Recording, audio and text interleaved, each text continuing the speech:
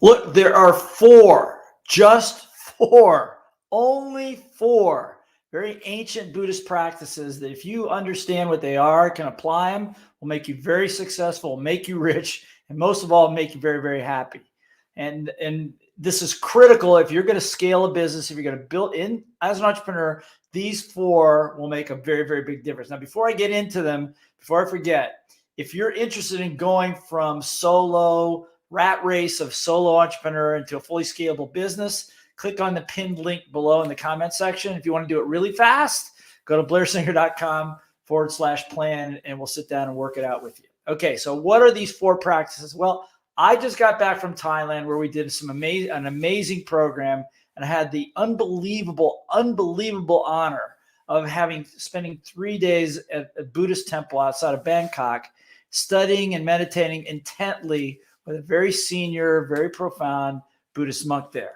And the story how that happens is a completely different one, but it boiled down to four things I want to share with you and how it applies to your business. Okay. So the first thing is this: clear your mind. Now, I know that sounds crazy, but the way it was described to me, if you take a look at your brain like a glass of water or a river, look at a river, a muddy, muddy river. You don't know what's in the bottom of that river. You don't know what creatures are floating around, creatures that could take your head off down there. That's your mind, clouded. Now, picture sailing a boat into a beautiful, pristine Caribbean lagoon. Crystal clear. You can see 40, 50 feet all the way to the bottom. You can see fish, things crawling on the bottom. That's your mind. But you have a choice, one of two ways. See, the reason I started to look at meditation and things like that is because as an entrepreneur, as a business owner to scale, you're going to get hit with more problems and you need to make more decisions. And there's going to be more stress, not less. And I want to make sure that I put myself in the right position. So how do you clear your mind? And by the way we do that, maybe in another video, but it's basically through meditation and the way to meditate. But to be able to clear your mind, at that point, you can make decisions. You can see the future. You can see what other people don't see, and you be calm in the eye of a major storm. That's number one. Number two, practice, is to understand that human beings are born with three mental diseases. One is greed, one is hatred, and the other one is delusion. Greed, hatred, delusion. Think about it. Take a look at the world around you. You can see evidences all over the place. Greed, which I'll deal with right now, is simply, as it was explained to me, not understanding the difference between between need and want.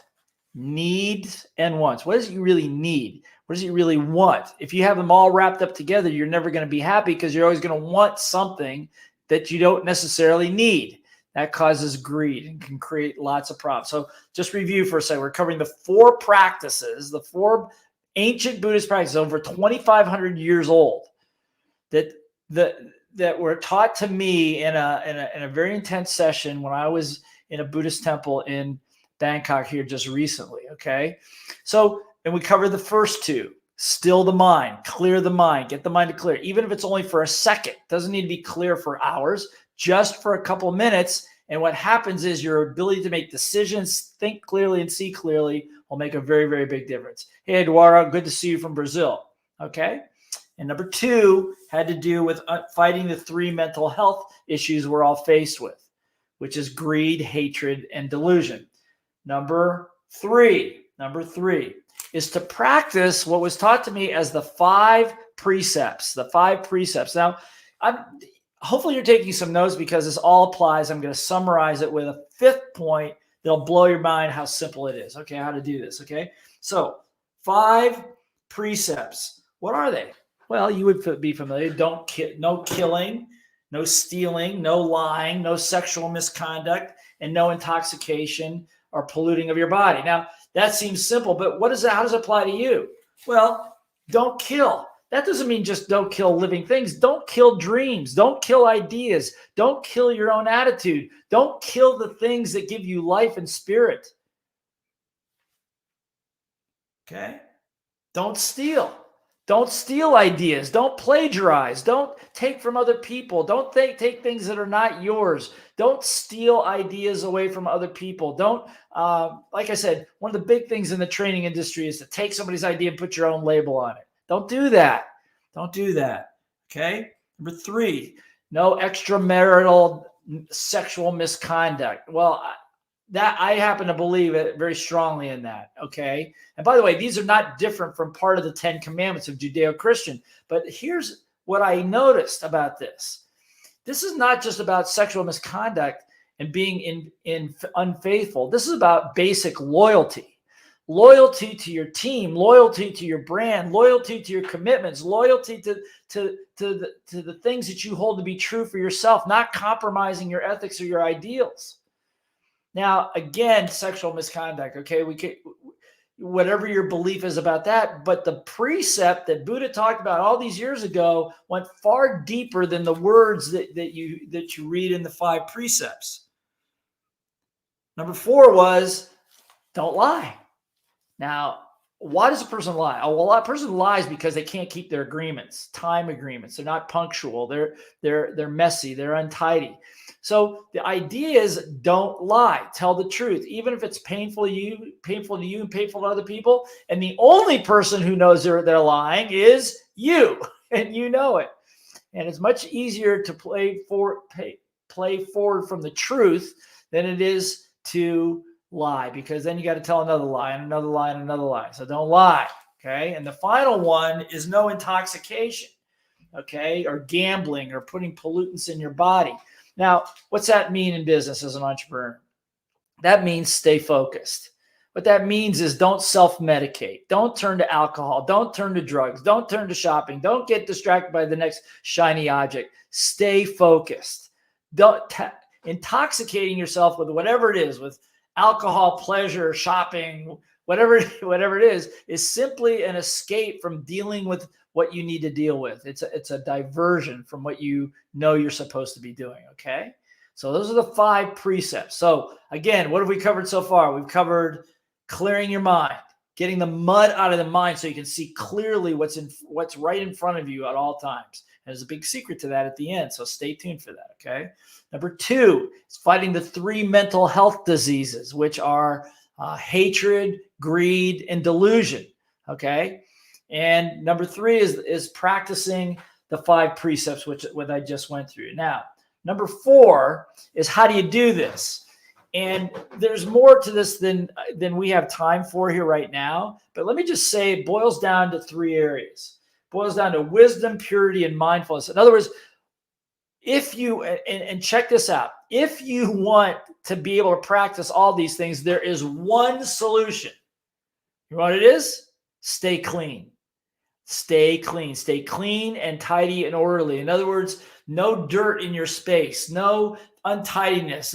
You got stuff in your closet, clear it all out today. As soon as it's done with this video, go in your office, clear the decks, get rid of stuff that you don't need. Get your space to be clean, pristine, and tidy. Now, why do I say that? I say that it's kind of like when you go into a hotel room, that you're on the road, you go into a hotel room and the room has been made up. And that peaceful feeling that you have when you walk in, that's what I'm talking about. Because from that space, ask yourself, do you feel big or do you feel small? And as an entrepreneur, everybody's going to try to knock you down and make you feel small. Not everybody, but there'll be elements of resistance out there, your own resistance and other resistance. So you owe it to yourself, to your dream, and your team to practice these principles that have not proven by me. I mean, somewhat proven by me, but proven over 2,500 years by some of the best minds in spirituality that apply today more than ever in a crazy, crazy world to get your space clean, and to get your space tidy, to be punctual, to be polite. What does this sound like? Common sense sounds like your mother talking to you, and I'm not your mother, and I'm not your father. But these principles are timeless, timeless. So again, it's practicing wisdom. And by the way, wisdom, I got another, I hope you're okay with these nuggets. One of the nuggets I got, there's 3 parts of obtaining wisdom. Number 1 is to read, watch, or listen, right? We got that. Okay, number 2 is to practice it, make mistakes, and correct. We got that too. Not everybody's got that, but you and I got that. But the third one, to obtain wisdom, ready? Take drum roll. The third way of obtaining wisdom is don't think. Say it again. Write it down in big letters someplace and put it on a Post-it note in front of your desk. Don't think. Thinking is the problem, particularly if you're thinking through a clouded, muddy mind, okay, that's filled with other people's narratives, okay? Don't think. Instead, stop thinking. Stop your brain. Give it some clarity. Give it some space to just be pristinely clear, like the Caribbean lagoon, just for a moment. And that moment will translate into hours, days, months of clarity of thinking and speaking and working with other people. Don't think, okay? All right. So purity, mindfulness, wisdom. I'm not going to go into all those right now, but I'm going to give you those are the four. Let me just review the four, and there's one bonus here for you.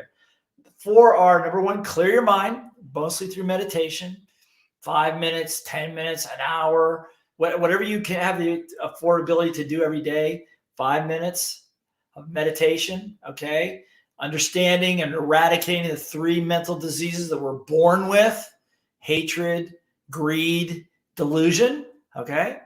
Number 3 is to practice the 5 precepts: no killing, no stealing, no sexual misconduct, no lies, no intoxication, but not in just the literal sense, but in the business sense as well, okay? We talked about that. Number 4, practice mindfulness and wisdom and be clean and clean your space, okay? Now, number 5, this is a bonus for you. So I'm going to give you number 5. This is the last one.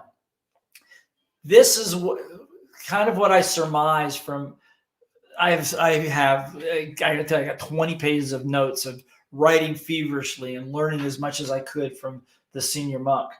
But one of the things that I learned at the temple there is listen very, very, very, very closely. And if somebody else is there, bring them in, okay? And I want you to hear this. Every question that you have is already inside of you. I'm going to say it again. You may have heard this before. Every question that major question you have about your life, your business, the next move to make, what's next, the answer is already in here. It's already inside of you. But with a muddy mind, you can't get to it. You can't see it, okay? So we always say that, some people say luck is being in the right place at the right time with the right people, asking the right questions, getting the right answers, okay? We got that. But where's the ultimate right answer? If Buddhism teaches the ultimate right answer is already inside of you, then you don't have to go very far looking for answers. But you need to quiet your mind and ask the right question. You're in front of the right person. That's you. You're clearing your mind. That's good. Okay. You're in the right place at the right time with the right person. Now let's ask the right question. This is so critical. And this hit me like a ton of bricks when I got home. Asking the right asking any question will give you an answer. You'll have an answer for every question. Why am I an idiot? You'll come up with 20 reasons why you're an idiot. Why does this always happen to me? Because for 101 reasons. So don't ask those questions. So for example, if you got a challenge, here's one for me. I'm going to share one with you. This is very personal, if that's okay. I asked myself the question, how am I going to do all this? Because I have tons of projects over here. How am I going to do all this? How am I going to do all this? And the answers were horrible. Well, you got to do this, and you got to work hard, you got to burn extra hours. Wrong question. The better question, not how am I going to do this? The problem is the word I. The right question is how can we get this done? How can this get done? How are we going to do all this? We is a better than I, okay? How is this going to get done? Okay. And now you're going to come up with a whole bunch of answers. But when you already say, how am I going to get it done? Then it's all about I, me, solo, self-employed, entrepreneur, overwhelm, all that garbage. Wrong question. When I went to one of my coaches today and went through some of this stuff, it was as simple as changing the question. The answer is already inside of you. Let me give you another one. What's wrong with me? Have you ever said to yourself, what's wrong with me? What's wrong with me? Don't ask that question. Say, ask your question, what's right with me? And you'll get an answer just as much. But you'll get different set of answers. Okay. Why me? Don't ask that question. Why not me? Okay. So the quality of the question will determine the quality of the response. We teach this in all of our classes, but now more than ever in this crazy, mixed up, confusing world, the rules of Buddha, the ancient rules of the Buddhist temples come true to us now more than ever in their exquisite, pristine simplicity. Okay. Now, if you have some comments and questions about this, hopefully you got some value out of it. If you've got some value, click like on this and please share it with other people. My goal is to share whatever I learn with as many people as possible. So share it, like it.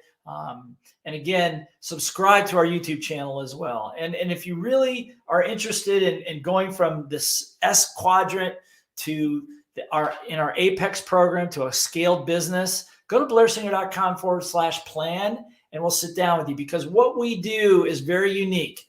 We take the rules of business, the rules of personal development, and the rules of spirituality straight into your business. Because at the end of the day, it's your dream, it's your spirit, it's part of you, and it deserves to be treated with that level of dignity and that level of possibility. Okay. So again, if you like this, send me some comments. Let me know.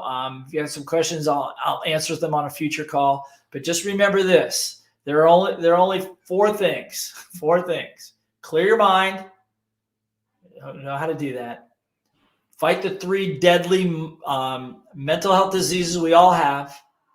Number 3, practice the 5 precepts. Number 4, clean up your act. Basically, clean your space, clean it up, make it pristine. Clean not only the physical environment, your speech, your intentions, your politeness, your punctuality, your tidiness, all that. And I can tell you this: if you do just that piece, if you just do that piece for 1 week, you'll see a noticeable difference in your demeanor, your stress levels, your ability to make decisions, your ability to be a better leader, on and on and on. It's dramatic how quickly it works. Okay. All right. So again, thank you guys. I love you. I love you guys dearly. You deserve to have your dreams. Talk to you soon. Talk to you next time.